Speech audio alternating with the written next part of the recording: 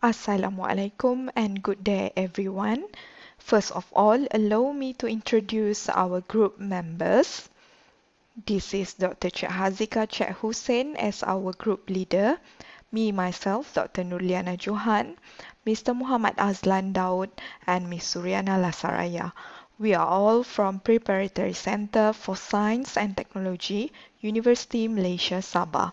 So we are going to present our innovation entitled Student Perspective in Studying Mathematics Subject through E-Learning Tools at Foundation Education Level. The objective of our innovation were divided into three.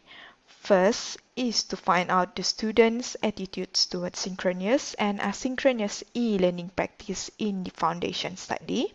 Second is to identify the differences in the perspectives of male and female students on synchronous and asynchronous e-learning activities in the foundation study. Third is to identify the differences in internet usage between male and female students in the foundation study. Okay.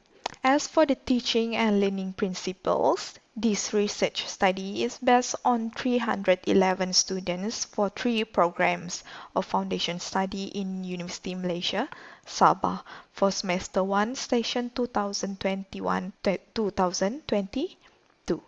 These hypotheses were divided into three. Number one, there is no differences in the mean score for the preference of synchronous and asynchronous e-learning practices between male and female students. Hypothesis 2, there is no difference in the mean score for male and female students for the preference of blended learning activities.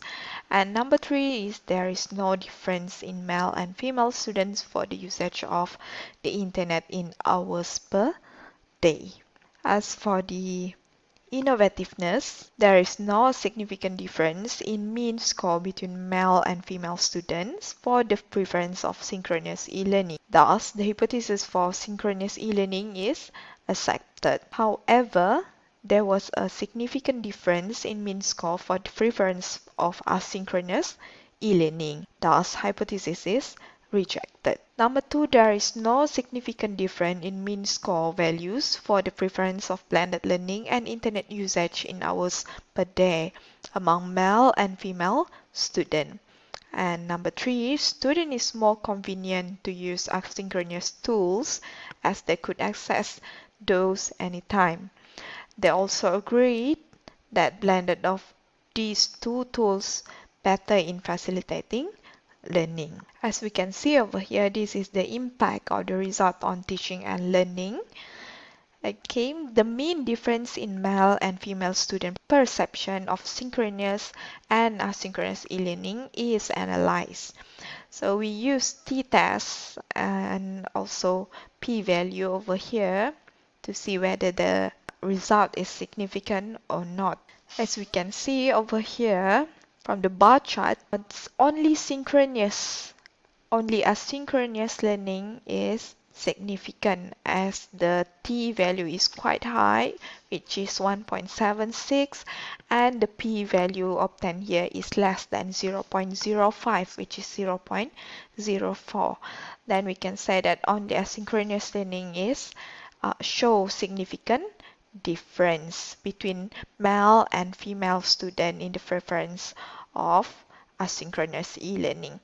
While for synchronous learning, blended learning, and also uses of internet in hours per day, the result indicated that there is no significant difference between male and female students. Okay, let's move on to the next diagram. This diagram shows the mean and also the standard deviation score for synchronous, asynchronous, blended learning, as well as for the uses of internet in hours per day for male and female students. And we can see that for synchronous learning, the mean score and also the standard deviation, there is no significant difference between these two genders. While for the asynchronous, we can see that the female is quite higher than the male, which is the female is 4.04 while the male is 3.87. These two gender, male and female, show significant difference between the mean score. And for the blended learning, the mean value score is 3.88 for female and 3.89 for male, which is not significantly different. There is no differences between these two mean score. And for the uses of internet in hours per day for both gender, we can say that there is no significant difference as well. Okay, as a conclusion, most of the students prefer to use asynchronous e-learning as they could access it anytime. This mode of learning is more likely to be advantageous to introverted students who may find it unsettling to participate in the computer-mediated discussion. Students also agreed that a blend of the two modes of learnings, synchronous and asynchronous, is better in facilitating learning. Therefore, these two modes of learning are the most effective for foundation level students at University Malaysia Sabah in learning mathematics. And as for the award or recognition or sharing for this innovation, this study has been published in Journal of Information System and Technology Management in 2021. That's all from us. Thank you.